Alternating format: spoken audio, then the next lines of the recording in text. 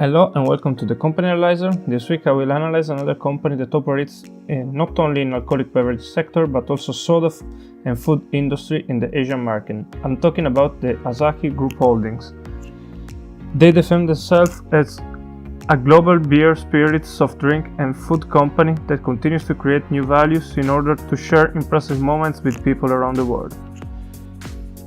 As usual, let's start to talk about the company, starting from its history. The company main beer is the Asahi, first distilled in 1892, brewed from the Osaka Brewing Company, which imported technology from major German beer producer in 1889. In 1909, the company started to enter in the soft drink market, launching its citron product. And later, starting from 1949, started a series of acquisitions in order to become a comprehensive beverage brand. Another phase started from 1964 when explored new way of delivering its product from tiny mini bottles to aluminum cans, a complete revolution from that time. One notable business agreement has been made in 1982 when they agree with the German brewery Löwenbräu to start the distribution of the beer in Japan under license. Last but not least, starting from 1992, the company started an internationalization to export abroad. Its first expansion was the Chinese market, but most notably, expansion has been made in Europe, and actually the EU market is the second for sale volume after the Japanese market. Finally, in 2003, the company started to invest into the food sector, becoming a comprehensive beverage and food company. Since 2004, the company is listed on the Tokyo Stock Exchange, and 2009, the company started a series of acquisitions for establish new growth terrain for the future years. The most notable acquisitions are Tsingtao Brewery, the second largest Chinese brewing company, Schweppes Australia, the second largest beverage company in Australia, and the latest one has been made in 2016, where he acquired SubMiller plc, beer business in Europe, which include Birra Peroni, Grolsch Netherlands and Meantime Brewing Company.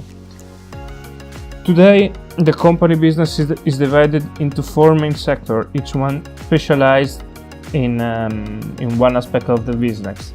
In particular, we have alcoholic beverage, which is the leading business for the whole group. Soft drinks sector, the second for revenue, which main market is Japan.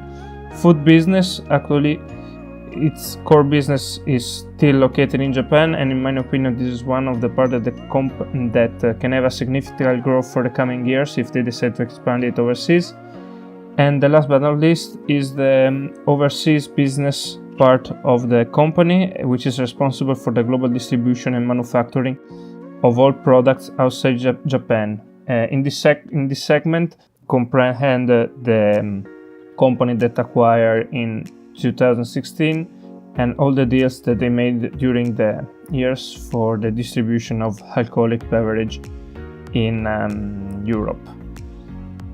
Okay, let's take a look at the financial situation of the company, starting from the profit data, which, like we did with Campari, we start to investigate from 2006 till nowadays.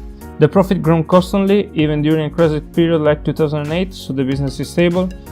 One deep note is the one in 2016. This is due to major investment, in particular the acquisition of SubMiller, Birra Peroni, Grolsch and Meantime Brewing Company in Europe.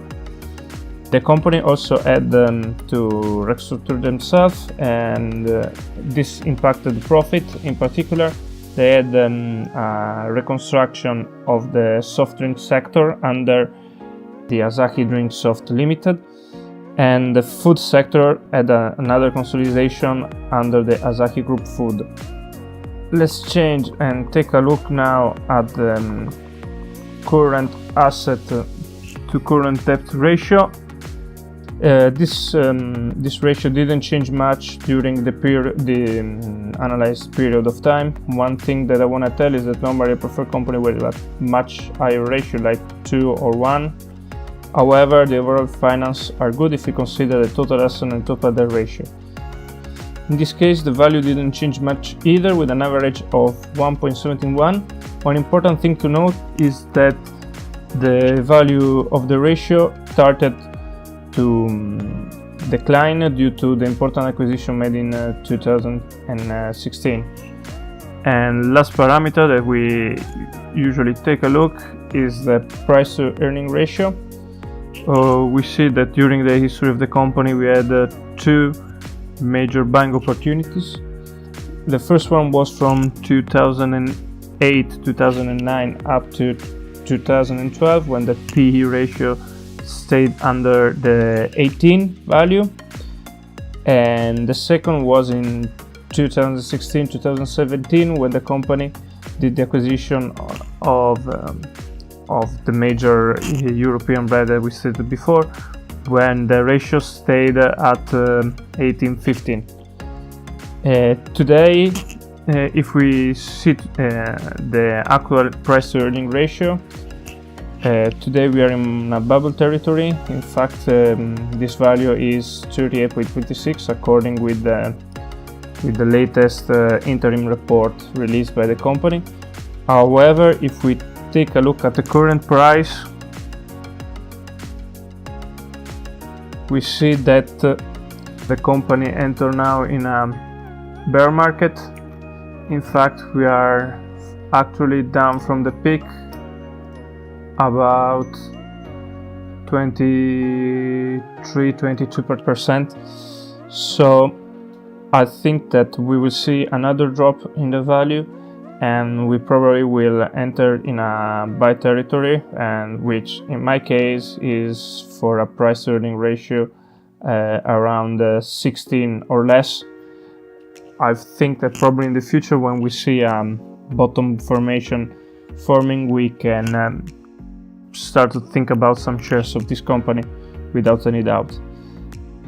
Also, please note that this company has always paid a dividend, so just for holding the shares you are paid for this. Okay, that's all for this video. If you find it informative, please give me a thumbs up, like, share, subscribe, and leave a comment.